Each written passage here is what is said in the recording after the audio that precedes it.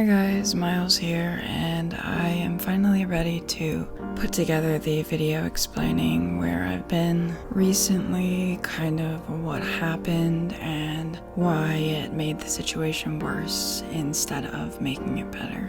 I'm gonna go over what happened, how the hospital I ended up at failed, how the head psychiatrist failed, how the staff failed, and then show you some of the art that I created while I was there and the impromptu diagnosis, which I was given in just 8 days with 0 testing done.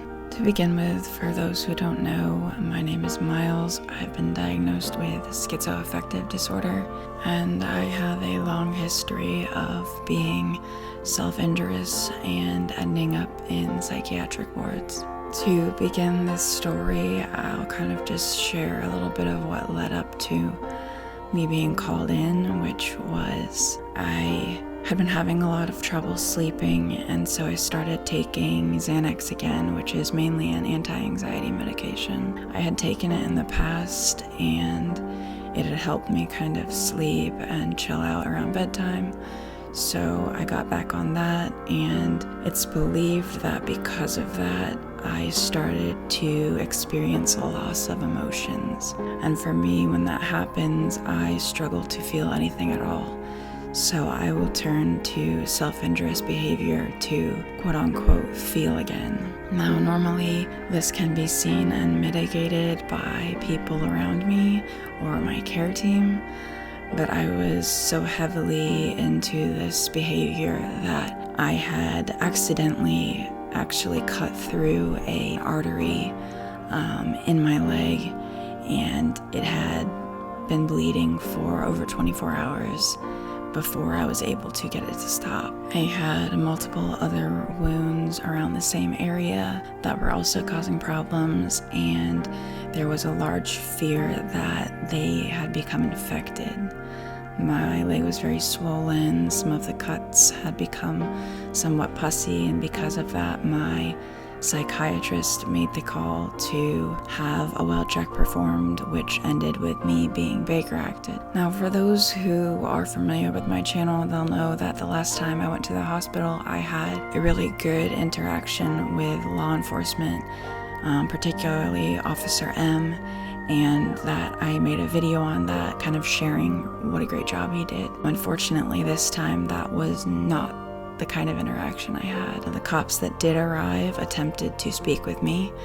I was not interested in speaking with them. I pulled out Officer M's business card and I handed it to them, and they attempted to contact him and have him come be there with me to make things easier. Unfortunately, he was not working and they couldn't get a hold of him. So in an attempt to get me to leave my bedroom, they lied and said that he would meet us at the ER, which I knew to be a lie. And when that did not work, they put hands on me. They pulled me off of my bed, they drugged me to the floor and handcuffed me, and then marched me out of my house, or at least halfway out of my house. Halfway, I guess I started to fight them, and they drugged me by my arms, which I had horrible bruises for the next 2 days because of. But that aside, they got me out of the house and attempted to transfer me to EMS.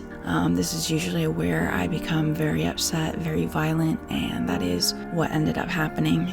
Because of this, it took about 9 people to just get me onto the stretcher and get me into restraints, and even then, I was constantly slipping the restraints. I was so upset. And because of how things had already been dealt with, I knew that I wasn't being listened to, and people were going to put their hands on me, and there was very little I could do about that. I go into full-on panic mode. I was biting cops and kicking EMTs and just completely unmanageable. They attempted to sedate me before getting me in the ambulance, which, just like last time, did not work. And I ended up in the back of the ambulance, still very much upset and unruly, continuing to slip out of restraints, requiring multiple members to drive with us to the ER. So previously, I went to a hospital that I had been to before, which I knew was not a good place where patients were being cared for properly. I had had no success there other than feeling slightly better upon release just because I wasn't in the hospital anymore. So my parents made a huge deal out of saying we don't want to go back there. That I thought was a good thing. I thought we're avoiding the bad place we'd been before and we're gonna go somewhere better. I was told it was somewhere nicer. So in a sense, I guess I had a sliver of hope. But upon arriving to the ER, still very upset, and having had them try to sedate me again in the ambulance, which also did not work, I was just beside myself. And the team there then had the task of trying to properly re-restrain me while taking care not to bother the wounds that I already had. And all in all, we fought. Security was called to replace the police officers who had driven with us. ER staff and nurses took over, and my parents were called into the waiting room. They had followed behind the ambulance as they usually do, and were allowed to actually come in and see me once I had been properly restrained again. And then they were asked to leave as the team tried to sedate me once again, which did not work. My family was brought back. They had the chance to talk with me a bit and try to calm me down. I was very upset still, but I did acknowledge them. They said, I looked at them when they were talking, and even though I was still fighting, I seemed to at least hear what they were saying. And so it seemed like things were going okay, but the staff asked them to leave the room once again because they wanted to establish an IV line for fluids, to which I was not going to be pleased with. And while they were doing so, they attempted to do another invasive medical procedure, which pretty much caused me to lose whatever semblance of sanity I had left. It was at this point that I severely injured one of the security members who was there trying to restrain me even after being restrained, and after they blew out one of my veins and then attempted to access the other, they realized how injured he was and basically said, "Everybody stop, halt, nobody touch her, everybody move." And they called my parents back in to see if they could try to calm me down because things were not going well. After that point, my family remained with me. They were able to advocate for me. They were able to get the staff to bring me water. They were able to talk me down enough that one of my arms could be unrestrained. I was able to actually get out of restraints with them sort of overseeing things, and I spent the next few hours hanging out with them there at the ER, waiting to be transferred over to holding there at the ER, and then be transferred from there to another nearby hospital. Now, I was not allowed to have any of my medication that night in the ER, and I did not sleep at all the entire night. My family, who were in the room with me, actually slept, and I was up with a one-on-one nurse, and I was up all night. Fast forward to the next day, my family actually got to remain with me up until the point where I was transferred to holding, and then I was placed in a small room on what is like a miniature ward, which is the holding area for the ER, where psych patients are made to wait before being transferred out to another bed at another hospital or at the psychiatric ward in the same hospital. I was told that I would be transferring to another hospital, and that's what I believed. But after spending quite a few hours in holding and becoming rather agitated, I was approached by a nurse a few times, and he attempted to talk to me. He brought me a toy, he brought me a book. After a while, he told me that I was in fact not being transferred, and that I was going to be going to a bed upstairs in the psych ward at that hospital. But in the time that I had been waiting, I had my injuries basically covered up with gauze, but they were still actively open and bleeding, and I had drug my nails along the walls, creating crevices, pacing back and forth in the room that I was given until I'd sharpened a nail enough that I could reach into the gauze and open them back up to cope with just the time spent alone waiting. and wondering what was going to happen. So after all of that, this male nurse who had spoken to me and come to check on me a few times then told me that we were ready to go upstairs, and I was transferred into a wheelchair and brought up to the hospital's psych floor. Upon being taken upstairs by this male nurse, I was slightly impressed by the ward. It was spacious, the rooms were very large, everything looked new, the paint looked new, the furniture looked new, it seemed to be very clean, the day room was very large, and the nurse who had brought me upstairs had actually said, "You're just in time because everyone's out on the patio," which the last few hospitals I've been to have not had patio. And he had told me basically, drop off some of their things in your room and I'll take you out to go hang out with everyone. So I was able to see my ward room, which the beds were very nice. The other furniture in the room was nice. There was a desk to actually sit and write things. There was a beautiful window, a large personal bathroom with a shower. Again, everything seemed really nice, and I thought for like one small second, maybe this place isn't that bad. And I should have known better because they always are. But some small part of me was like, maybe, just maybe I'm wrong this time. Maybe this place is as good as it seems. So I end up going out to patio, I walk around, I collect bugs like I tend to do, I meet some of the other nurses, meet some of the patients, and then we're all led back inside for the rest of the day. At this point, I haven't slept for 24 hours, but I'm not actively fatigued.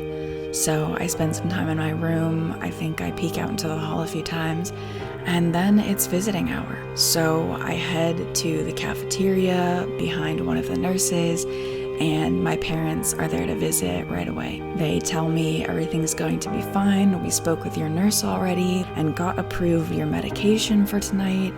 We're going to be as involved as possible, and everything's going to be fine. You're going to sleep well tonight, get up tomorrow morning, and it's all going to work out. And I believe them. So after visiting hours, I go back to my room. I spend the rest of the evening kind of just observing, seeing the other patients, observing the staff. The nurse that actually brought me up to the ward was working downstairs in the holding area. He then transferred upstairs where he normally worked, so I got to see him a few more times, which I thought was a good sign. And then night falls, and I see patients line up for their medications. The nurses give us the lowdown, who's going where, who to see for your medication, whatnot. So I go to the nurses station and find that it is full. And I'm not standing and waiting in line. I'm starting to feel kind of jittery, which is how I begin to feel when I haven't taken my meds. Again, I haven't slept for quite a while, so I'm starting to kind of lose my hold on reality. I wasn't full-on hallucinating, but things were starting to go in that direction. So I wait for everybody to clear out. I go up to the nurse's station and I say, "I'm ready for my medication, please." And the nurse looks at me dead in the eye and just says, "None of your medications have been approved yet." And I say, "That's not possible. My family was just here. They just spoke to my nurse. They told me my medication is approved. I have to have my medication to sleep." And she said, "Well, whatever the day nurse told you is different. We're the night nurses, and there's no way that your meds could have been approved because the psychiatrist has not been to see you yet." And I kind of looked at her and I said, "That's not possible. I was told I would have my medication. Again, I can't sleep. I'll begin to hallucinate. I need my meds." And she said, "Sorry. That's up to the psychiatrist. I need to see who's next in line." And when I am not on my meds, have a very short fuse. At that point, I kind of lost it. I knew what they told me, and I knew what she was telling me, and they were two completely different things. And I started yelling. I said, "I need my medication. I can't sleep without my medication. I need my meds now." And I was banging my hand on the counter and I was kicking the nurse's station. And all I can remember is the next thing I know, the nurse that was talking to me is calling for backup, and the ward is being shut down. So that means all the patients are being told to go to their rooms, all of the doors are being closed, and security staff is being called up from downstairs. And when I realize what's happening and that they're basically coming for me, I become even more indignant. I'm yelling and upset. I go charging back into my room with basically all of the nurses on staff that night following me. It was upwards of 7 people, and they corner me in my room, back me into the bathroom, and I'm standing in the bathroom when security arrives and basically comes charging into the room. Now, I had a roommate, which I was not aware of because she was not in the room when I had arrived, and she had been out most of the day. So she was actually in there asleep when the ward got shut down and everyone came running in there after me. And so she actually explained what happened because my memory is not the greatest. But I basically got backed into the shower, and in the shower there was a shower chair seated there for patients to use, and I guess I picked that up and I held it over my head, and I was beating nurses out of the bathroom with it. Now, I am not a violent person. I rarely will ever lift a finger against anyone, but I was actively being antagonized. They were invading the space, they were yelling at me, and in that moment, not being on my medication, I saw them all as the enemy. So after a few moments of harming staff members, security kind of moves through the nurses, and they move in around me and arrest me and toss me to the floor, and then drag me out of the bathroom, out of the ward room, and then across the ward, which has been shut down at this point, to the seclusion room. Now, this is where things get really interesting because, as I mentioned before, I had very heavy wounds on my legs, which is where restraints are normally placed, on your ankles and on your wrists. And previously, at least with the EMTs and the ER, they had placed the ankle restraints above my wounds instead of on top of them. But when I was drugged into the seclusion room, they tried to put me in restraints on top of my wounds. Now I'm going to stop here for just a second to explain the seclusion room because it did not qualify to be a seclusion room. One, the walls were not padded, there were no rubber boards, there were just drywall walls, just like the rest of the ward, which, had I not been restrained, I could have put a fist through or a foot through. There was a very large window, which again, you can harm yourself on, placed in the wall, just like any wardroom. I also learned later that it was in no way soundproof, so all of my screaming and yelling and crying could actually be heard clear across the ward. That being said, I was forcefully shoved onto the bed there and then restrained in such a way that my wounds were beneath the ankle restraints. Now at this point, they attempt to sedate me, and this does not go well. I have clothing torn off of me, I am unrestrained and then re-restrained and then basically left there to scream my head off. And a handful of nurses would sit in the corner of the room, but very few of them actually would speak to me. And I remember saying to them, you know, this room is not safe, there's nothing safe about this room, and I have wounds that are coming open because of these restraints. In my mind, I had sort of lost it, and when I realized that I could use something they did to me to harm myself, that's exactly what I did.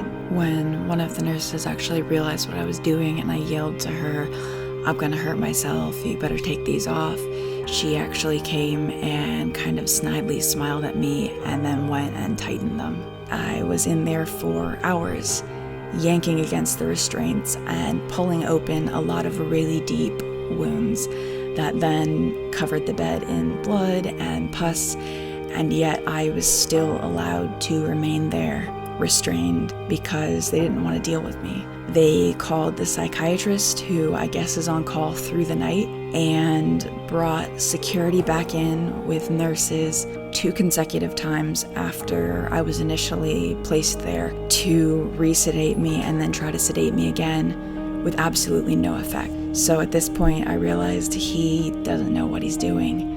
Either that, or I'm so resistant to the medication that everything he's trying is failing, which, again, I'm thinking, this is the psychiatrist, he ought to know best, and yet he can't calm this situation down. I'm still screaming and yelling and upset, and it's been hours. So the night passes, and it is early morning, probably about 5.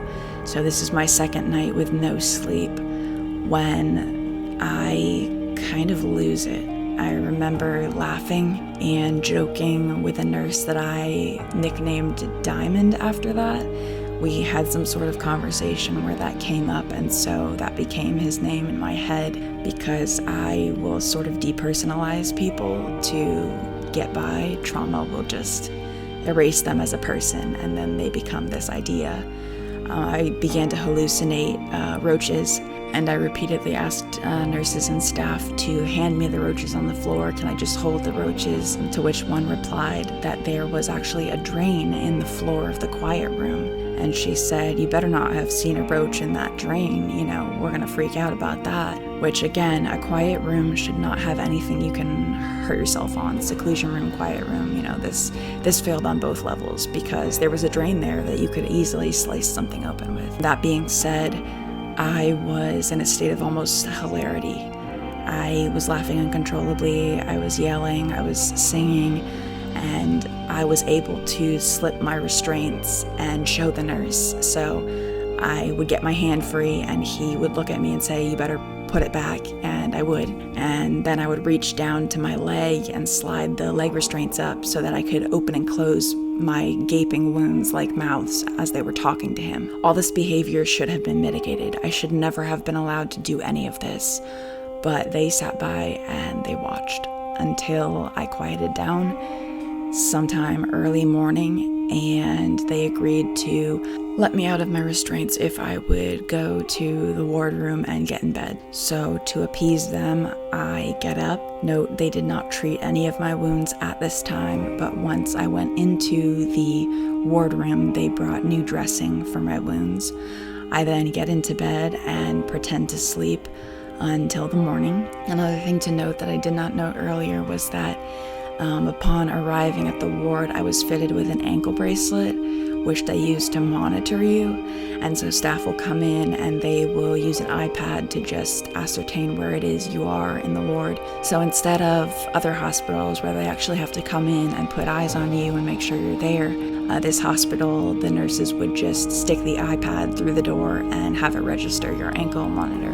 Which again, you could be doing anything, and they wouldn't know if they didn't put eyes on you. But that being said, the few times they came in, they were certain I was sleeping, even though I was not. So the next morning, I wake up and the psychiatrist makes a grand appearance and comes into my wardroom first thing in the morning.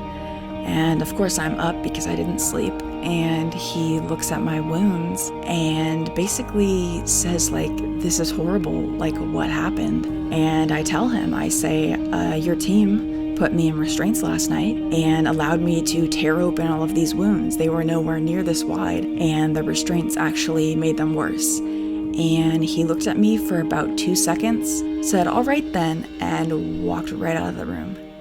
Now, I am shocked because, to my knowledge, he has to approve my medication for me to receive any of it. With that single sentence, he has left the room, not only left the room, but basically ended our conversation. And as far as I know, I'm not getting my meds. So I stay in the room for a bit longer, and I decide, you know what? I'm done with this. I'm going to go back to the nurse's station and give them a piece of my mind, which again probably was not the best decision, but I think, okay, someone's got to say something. So I get up and I go out and I say to the nurses, I need my medication. And the day nurses, who are not acquainted with what the night nurses went through, give me the same song and dance and say the psychiatrist has to approve them, and he has not done so yet. I say that's hilarious because he came in to see me, he said one sentence, I gave him an answer, and basically he left. And the nurses say, well, it's up to him, so if he left, you're gonna have to wait to talk to him tomorrow. And at that point, I am just completely and utterly hopeless. I'm like, none of this is working out. I need my medication, and that's not happening. So at this point, I go to the day room because I want to sit next to the nurse's station, and I figure if I see the psychiatrist come back in, I'm going to talk to him. I think he can't avoid me and other patients forever, so I'll sit in the day room and I'll keep an eye on things. And as I'm sitting in the day room, I look down at the couch that I'm sitting on, and I'm seeing mushrooms sprouting out of the couch, which is a pretty florid hallucination for me. And I realize, okay, I'm going on 2 days of no sleep. I'm going on 2 days of no medication. This is not good. I close my eyes, and when I'm hallucinating really bad, I will close my eyes and I will see things against my eyelids. And that's what was happening, so you can't escape the hallucinations. I go back to the front desk, I ask again, they deny me again, they give me the same song and dance. I go to my wardroom. I walk into the bathroom, I say, no one's listening to me, I know how I'll get them to listen. I sit down on the bathroom floor, and I take that nail that I sharpened while I was in holding, and I dig into one of my wounds. I take the blood from that wound, and I then write on the bathroom wall, I need my meds, please.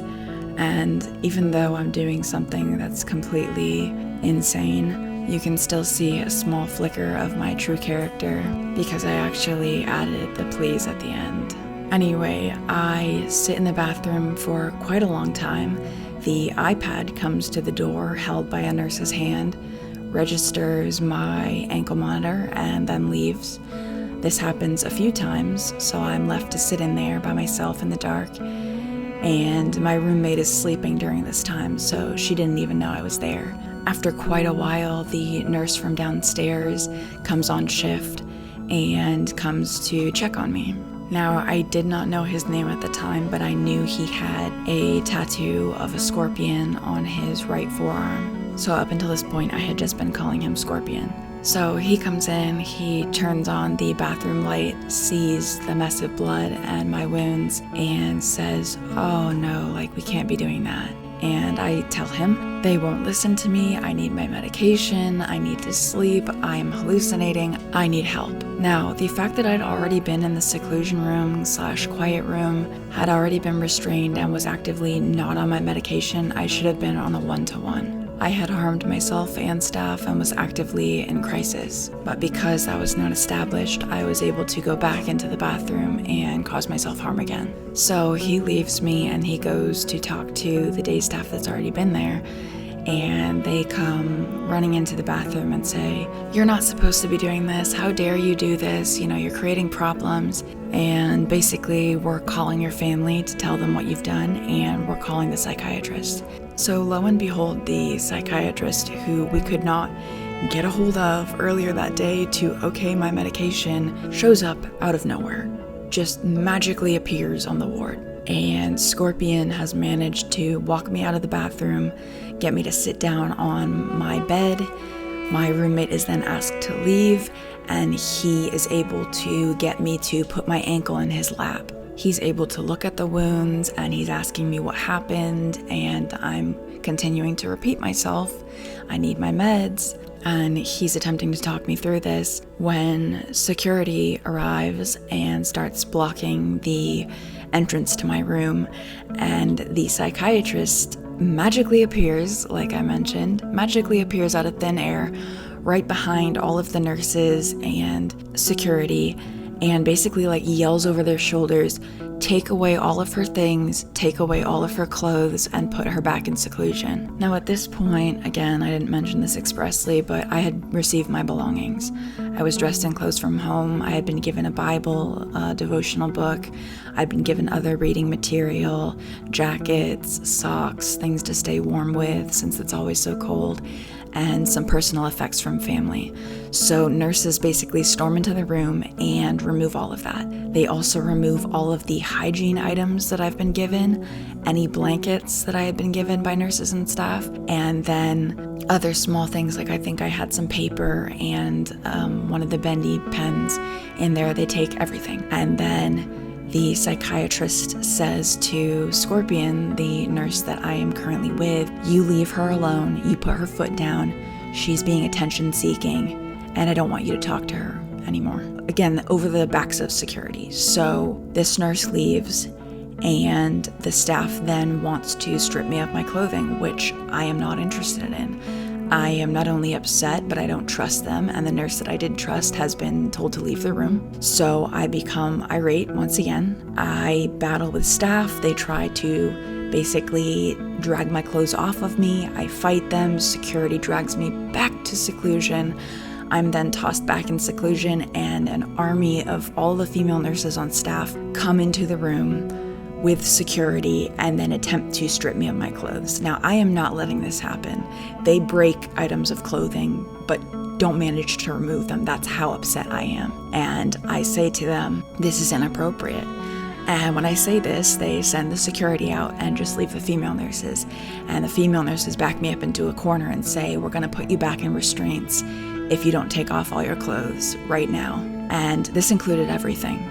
This included undergarments, both top and bottom. And I was only given basically a paper suit to wear, which again, had I been monitored, none of this would have happened. So I was being basically punished for doing what I was doing outside the ward, inside the ward where that was not supposed to be able to happen. So I am left in this paper gown with that being the only thing I can wear. At this point, I am worked up into a state of pretty much hysterics. I am screaming and crying and yelling, and I tend to do small behaviors like rocking or pacing, and because I'm pacing so quickly across this floor, I get in trouble for pacing. They say, sit down. The nurses sit at the door and they say, sit down. So I tell them, I say, I cannot be here in seclusion by myself. I'm hallucinating. I'm starting to hear things and see things again.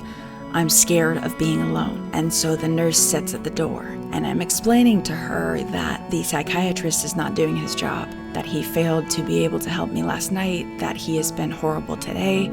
And lo and behold, he appears and he tells the nurse, don't talk to her. I continue trying to speak to her and appeal to her. He returns again and he tells the nurse, shut the door on her. I'm screaming. I don't want to be left alone. I still haven't slept and I haven't had my medication. I'm scared out of my mind. And I am crying and pleading with them, don't leave me alone. And he says, too bad. And basically takes this nurse, slams the door, and leaves me alone. Now, the only time they returned back into the room was to yell at me not to touch my wounds. And they allowed me to basically bite into two of my fingers and then remain with those fingers in my mouth, biting into them pretty heavily until they had swollen up to the point of almost complete immobility. And I am left this way for hours, most of the day, in fact, by myself in that room. So I begin to talk to two of the roaches that I begin to see. And to me, they're having an argument, and they both want a side of the room to themselves. And so I begin to hear their voices going back and forth, and I see them sitting on either side of the bed. So I begin talking to them instead of screaming. And I'm trying to solve their argument, and I remember they had left me with socks on. That was the only item other than the paper suit. I had socks, which technically, if everything was removed from me, should have been removed as well, but nothing adds up here. Nothing was done how it should have been done. So I take off the socks and I toss them to both sides of the bed, and I say, okay, this is your sock and this is your sock, and you stay on this side and you stay on that side. And I manage in the weirdest way to basically calm myself down by talking to my hallucinations versus being assisted by staff, which is completely wrong and should have been intervened on long before. But I continue these conversations until the nurse, I guess, finally gets the okay to come in and ask me if I'm going to be calm now, which I relay that I was only not calm because they had taken things away from me and yelled at me and put hands on me. And she proceeds to tell me I can stay in there for the rest of the day if I'm not going to be calm and come out and go back to my room. So I agree. I never wanted to be in there in the first place. I'm shaking from just being so utterly terrified. I'm completely soaked in tears, and my wounds are bloody and pussy. And I remember looking down at the bed that I was actually sitting on and realizing there was still blood and pus on the bed from my night being restrained there. So nothing had been cleaned. I'd been the only one in that room. And I was wearing this basically paper suit that was so soaked through with sweat that it was dripping. I was in a horrible physical state. And I was allowed to basically leave the solitary room and go on with my life. After that point, I have some kind of like patchy memory of going through the rest of the day, basically staying in bed and not getting up.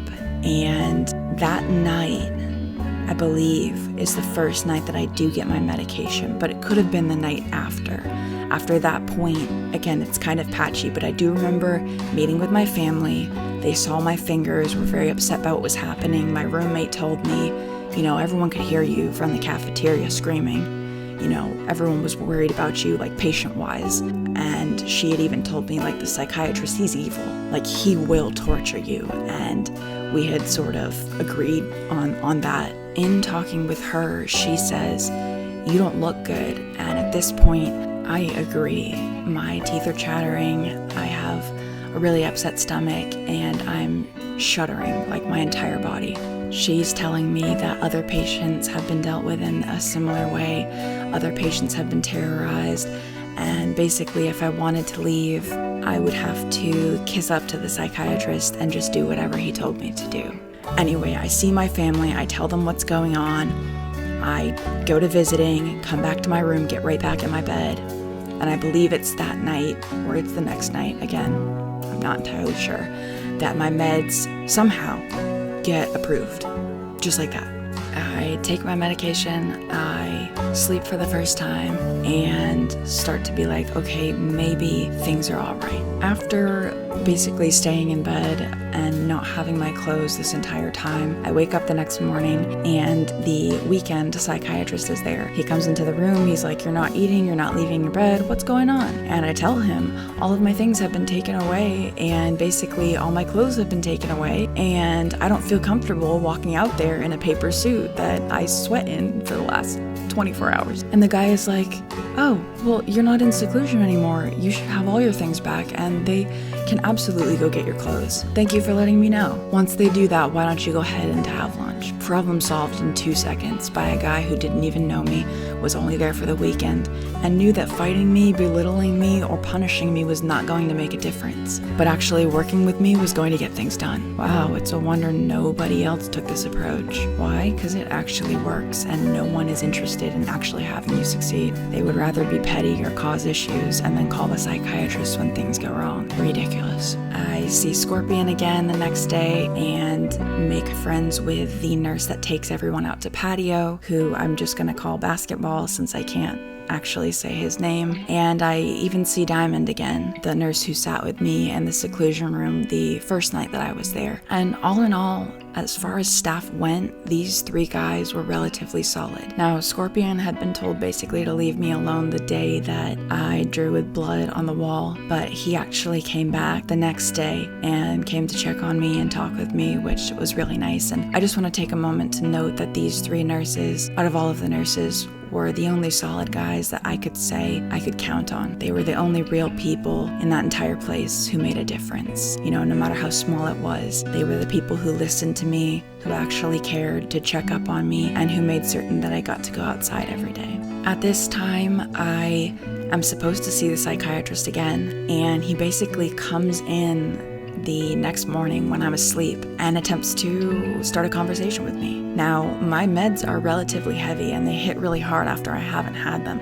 so I can't even see straight. He says something along the lines of, if you can't talk to me, you're gonna be stuck here, and basically leaves, and I fall back to sleep. Now, that night, I go to visiting, and I see my family, and they say, have you talked to the psychiatrist? And I say, no, we came in when I was asleep, and I barely remember anything he said other than to threaten me, and then he left. So they call a nurse over, and they basically tell this nurse, like, we know she's back on all her medication, but there's a medication she's taking, which was the Xanax, that we don't want her taking anymore. And the nurse says, oh yeah, she's on a milligram of that, right? And my parents say, no, she's on a 0.5 milligram. And the nurse goes, no, I talked to the psychiatrist, she's on 1 milligram.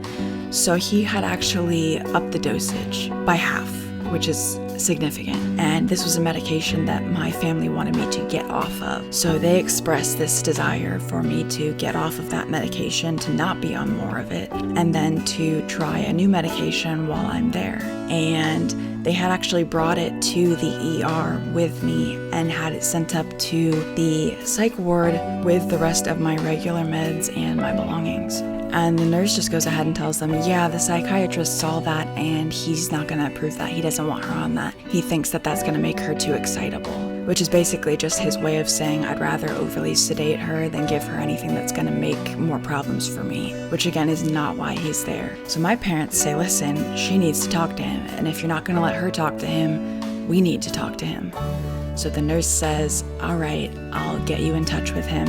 In the meantime, she should try to talk to him tomorrow. And I very indignantly say, I'm not going to talk to him because he doesn't listen to me. So my parents say, why not write a note? And I say, okay, I'll consider writing a note.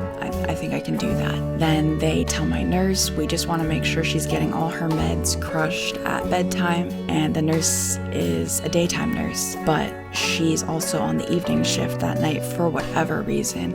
And she tells them she's a little bit old to be not swallowing pills. And even though I've been having them crushed every night prior, she's like, we don't crush them here.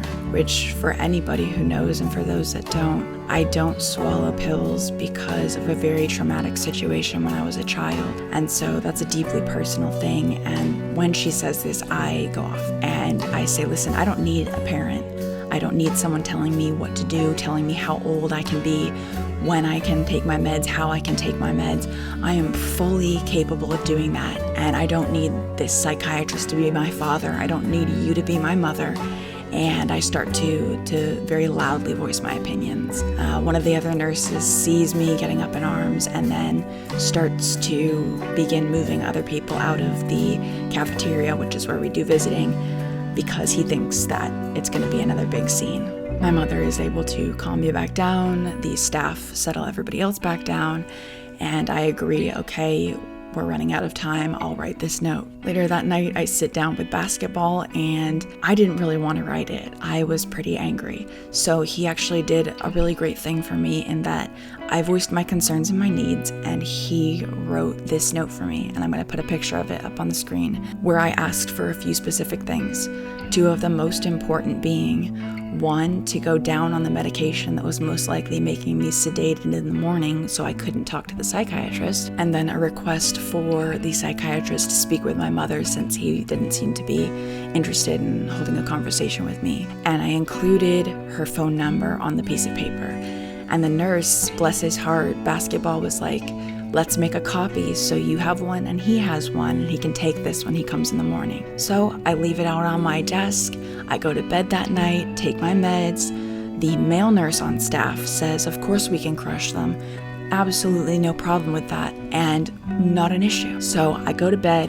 I wake up the next morning to the psychiatrist once again, early at the crack of dawn, rushing into the room trying to hold a conversation with me. My medication is super heavy, and when I first wake up, my vision isn't clear, my head isn't clear.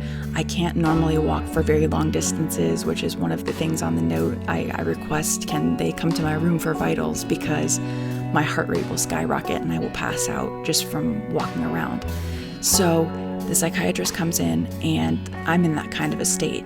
I managed to get to the end of my bed I pick up the piece of paper from the desk and I hand it to him.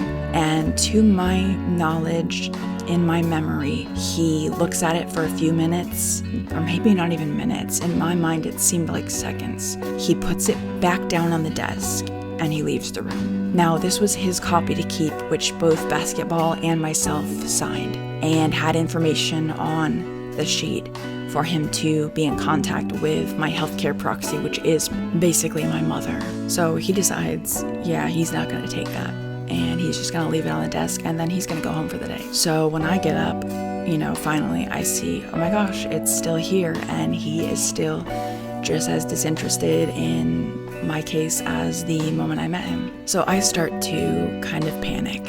I'm thinking, nothing's gonna happen. He's not gonna talk to me. I'm never gonna get released. I'm gonna get stuck here. And my roommate said, you very well may be stuck here, because while my 3 days were up at that time and I could technically sign for voluntary, she told me that she had attempted to sign for voluntary, and basically he had taken her to court and petitioned to keep her there for extra time, and she had been there for over a month. So she had told me, unless you're gonna kiss up to him, expect to be here for a long time. She also let me know some other things about how the ward was run and some other things that were going on.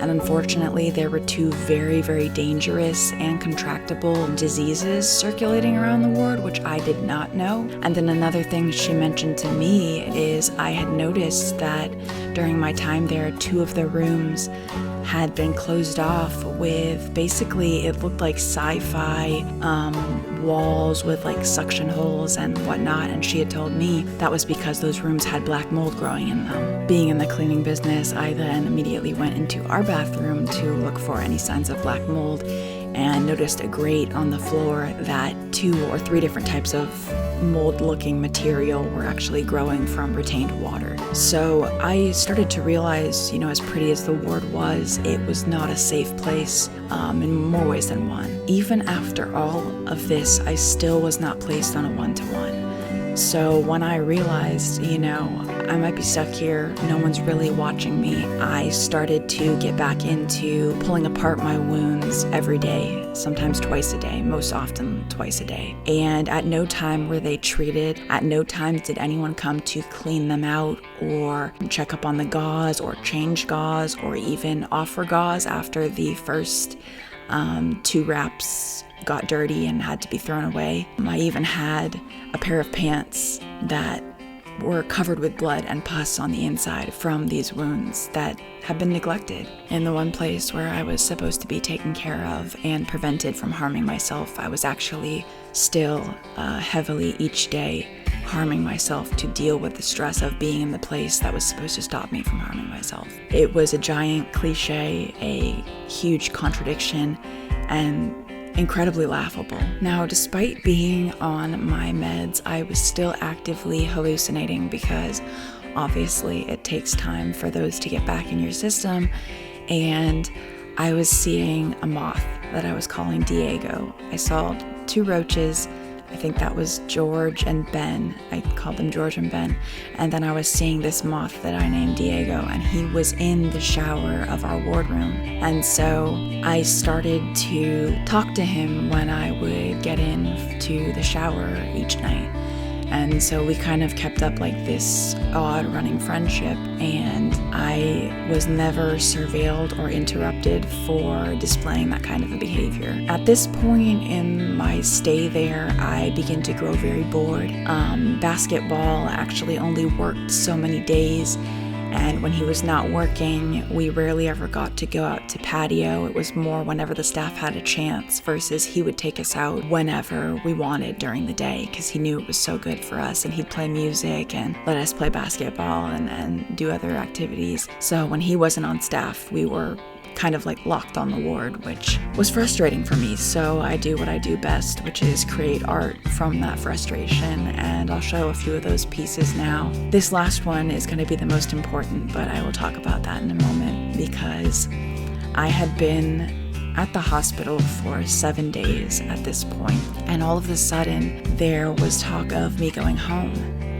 And I didn't believe it at first because I thought there's no way. One of the nurses had sort of just mentioned it and asked, like, are you ready to go home? And I had said, yeah, because I was just, in disbelief. And so I meet with my family that day and talk with them, and they tell me that they have been constantly calling for the psychiatrist and trying to get him in touch with my outside psychiatrist, trying to get my medication changed, trying to have me go down on the medication that the ward psychiatrist unduly increased, trying to just establish any sort of communication, and he is completely disinterested. He hasn't returned any of their calls, and he's made no attempt to converse with them in any sort of way. It's that evening that one of the nurses asks if I'm hallucinating, and I say, I'm not sure, I'm seeing a moth. And she said, well, okay, you call me into the bedroom if you see the moth, and I'll come and let you know. As I'm still actively hallucinating, I go into the bathroom to try and see if the moth is there. Diego, the moth, is not there, but I have this idea that he's hiding. So I sit in the bathroom and I start talking to him. And the way it normally works with hallucinations is that once I begin speaking with them and engaging with them, it can become almost like an all-encompassing activity, and I won't hear what's going on around me. So she comes in to check on me and says, you can't be sitting in the bathroom. And I don't hear her because I'm talking to Diego, and she comes in and says, you need to leave the bathroom. And I say, there's no reason for me to leave the bathroom. I've been sitting in here and I'm looking for the moth that you told me you'd come and see, and I'm talking with him so that he'll come down. And she goes, well, you need to leave right now, get out of the bathroom. And I said, no. And so she said, okay, I'm gonna go tell the psychiatrist. So I'm like, fine, go tell him. Well, what's he gonna do? I'm sitting in the bathroom, I'm not allowed to sit in the bathroom, and I'm not thinking, obviously she's just seeing me sitting in there hallucinating. I'm just thinking, here I am on my own time, and she's just being nitpicky. Well, it turns out he says, not only can she not sit in the bathroom, but she's doing something called isolating, and we don't allow that here, so I want you to lock her out of her ward room completely. Now at this point, my roommate had actually gone home, and I was in between roommates, so I did not have another roommate yet. So the nurse comes back in and tells me, listen, your room's getting locked down, you're not allowed to be in here, and if you don't leave the bathroom right now, security's coming back up to drag you out. So I am super upset. I storm out of the room, she closes and locks the door, and I sit myself against the door in the hallway. And I am that way for a fair while. And it isn't until she comes back to check on me that she says, you're not allowed to sit in the hall. And I'm like, what do you mean I'm not allowed to sit in the hall? She says, you're not allowed to sit in the hall. I say, okay. So I stand. She does not think that this is funny at all. So she goes and calls the psychiatrist again. And he comes back to her and says, she's not allowed to be in the hall. She can only be in the day room. So I basically get threatened again. You need to go to the day room and stay in the day room until he decides you're allowed to go back in your room. Now at this point, there are only bathrooms in the ward rooms. There is no communal bathroom in this ward. And so after hours in the day room, I need to use the restroom. So I come to staff and say, I've been locked out of my room. I can't get to any of my things, but most importantly, I can't use the bathroom, and I need to use the bathroom.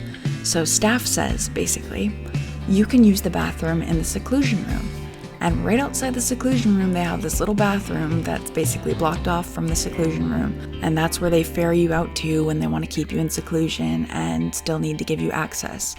Now, up to this point, I had told them I don't want to go back in there, I don't want to be left alone. And they had lied to me the past times that I had been in there, saying I wouldn't be alone and I wouldn't be left there.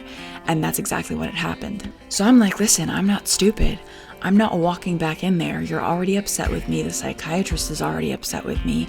Everyone's up in arms because I was in the bathroom talking to a moth, which again should have been seen as behavior that needed adjustment medication-wise, or required somebody to sit with me and make sure that I wasn't going to do anything that I shouldn't be doing. But instead of doing that, they tell me, if you want to use the bathroom, you go into seclusion. And I say, listen, this is ridiculous.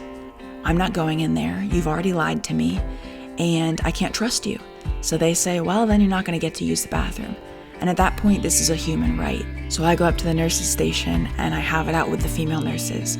They say, leave us alone or we're calling the psychiatrist again. So I go back into the hallway, go straight to my door, and I stand with my head facing in toward the door. Shift changes, new nurses come on, and a male nurse walks past me and says, "Are you all right?" I say, "No, I'm not all right. I've been locked out of my room and I have to use the bathroom." He goes up and says, let me talk to the nurses that were here before me, before they leave. They tell him what's going on, and he comes back to me and said, "That's ridiculous." He said, "I'll unlock her door so she can use the bathroom, and I'll wait for her, and then I'll lock it back up when she's done." Because the female nurses basically told them, "We don't have time for that." So he said, "I'll go do it." So I thank him. I'm like, "Thank you for being a decent human being so that I can get in here and use the restroom." He lets me in. I use it, I come straight back out, and he locks the door. I go the rest of the evening, even after other patients go to bed, being kept out of my room until I'm ready to take my meds, and then one of the nurses finally allows me back in. The next day, psychiatrist comes to see me in the morning again. I'm completely asleep. I ignore him, and the day goes on. I am then in the middle of drawing this picture, which I can be a bit of a gory artist at times, but this picture was kind of personal. I was angry after the night previously, what had happened, and how staff had just made the situation that much worse by nitpicking things instead of just coming in and talking to me or trying to get to know what was going on, or even just trying to see if they could engage me in another activity or something of that nature, anything of that nature. None of that happened. They absolutely made the situation worse, and so I was not happy. I was drawing a very unhappy picture. And one of the discharge nurses comes in to talk to me, and she begins basically reading down this list of questions they ask you before you get released. And I'm giving her basically negative answers. Nothing's changed. I'm still hallucinating. I still don't feel like I feel anything. I'm still on the medication I wasn't supposed to be on. I still haven't tried the new medication. There are no goals. Things have not gotten better. If anything, they've gotten worse. She goes, "Okay, thank you so much for your time," and leaves. Next thing I know, a nurse has come in and is asking me to collect my things because I'm going home. I had watched more than one patient get discharged in my time there. They would go and meet with a discharge nurse. They would have their meds reviewed with the nurses on staff, and then they would go and see the psychiatrist personally in his office for discharge, where they would receive a pamphlet with their paperwork and all their information on it. So I knew how this process was supposed to go. But instead of any of that happening, I had a nurse come in. She opened my folder briefly, said, "All your information's in here," handed it to me, and then one of the male nurses came in and helped me gather my things. I did not see the psychiatrist once. He did not explain my discharge plans, any of my discharge medications. He did not show me he'd written any scripts for medications, and he never met with me to discuss any of that. I left without ever having an actual conversation with him. And here's the crazy part. When I get home, I realized not only did he not write any prescriptions for me to fill once I got out, which is normally what they do, so you have meds available to you right away, but he messed up on my paperwork the medication that he had changed and the medication that had remained unchanged, possibly to avoid taking responsibility for that. I don't know, but I knew it was wrong because the names had been mixed up. The only notes that were made is that I was violent, why I was taken in, and then some basic information about my height, my blood work, and whatnot. But here's the kicker. There is a list of my diagnoses on this sheet, and you can see the ones that I have been diagnosed with. And he decided, in some moment of brilliant genius, to add a diagnosis of basically BPD, which is borderline personality disorder. Now, how in the world he came to that conclusion after never sitting down with me, after never having a long conversation with me over symptoms, after spending barely any time with me and getting his information over the phone via nurses, never having started any psychological testing, and never having known me for more than the 8 days that I was there, he was able to make this stunning diagnosis, and the rest of the paperwork in my file was explaining it to me so that I would know what I'd been diagnosed with. Absolute ridiculousness. Not only do I not meet over half of the criteria, but the diagnosis of BPD can take a trained team months to a year to properly diagnose in someone. How this genius could do it in 8 days is completely beyond me. And given all that, I'm back at my home and almost nothing has changed. If anything, things have gotten worse. I am now taking double the medication I was supposed to get off of. The wounds that had not received treatment had become much larger after being exacerbated by the restraints and are leaving very long, very large scars. And not only that, but I managed to injure myself. After I had come home, I tripped on the porch and twisted my ankle, and despite it being a severe sprain, I would not go to the walk-in clinic to have it seen because I was so traumatized by the entire hospital experience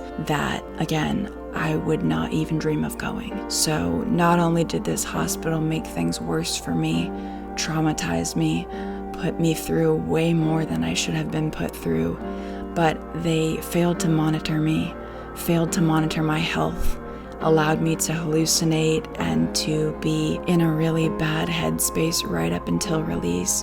But they also set me up for future failure because of their failure. This is a place where I was punished for hallucinating, something I can't control, where I was left alone to harm myself, where I was unmonitored, and when I was monitored, it wasn't enough. This is a place that allowed me to harm myself using their methods of controlling me, where the head psychiatrist sided for having me sedated and quiet versus actually helping me in any sort of way in getting back to my life or fixing any of the problems that brought me there in the first place. This hospital that seemed so put together when I first arrived was by far, absolutely without a doubt, the worst hospital I have ever been in. I have never had a psychiatrist engage in actively irritating and exacerbating patients and their conditions, ever. I have never had staff bring trivial issues to the psychiatrist's attention as if he were some sort of a god. I have never had a psychiatrist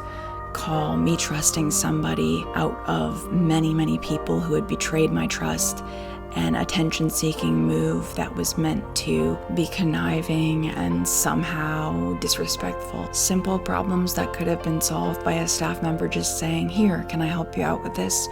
Or, "What's going on? How can we fix this?" were left to become bigger issues over and over again. I cannot stress this enough, how sorry I am to the patients that are still stuck there and to future patients that will have to endure this psychiatrist's method of treatment. He is, in my opinion, and in various other patients' opinions, not qualified to be treating people with serious mental health conditions. And this is something that I completely stand behind. I know this has been a long video, but I really needed to just get all of this down and get my thoughts out of my head and have my story heard. These things should not still be happening in places like this where patients are being taken advantage of and ignored and punished in systems like this that basically circulate around one domineering figure looming over people he feels are beneath him. To be honest, I know that going there made things worse, and I'm still facing the same problems that I was facing when I went in. The only thing I can do is hope that by telling my story, I can reach out and commiserate with other people who have been through this. As someone who hates going to the hospital, this was by far the worst place I could have ended up, and I'm still dealing with that. Anyway, guys, thank you for listening to my story. If you've made it to the end of this video, I very much appreciate you. I don't know where things are going from here. I don't know where I will end up or what's going to happen, but I wanted to get this project out here so I remembered everything that went on. It feels weird saying this, but like I always say, thank you all for watching. I love y'all and stay awesome. Bye.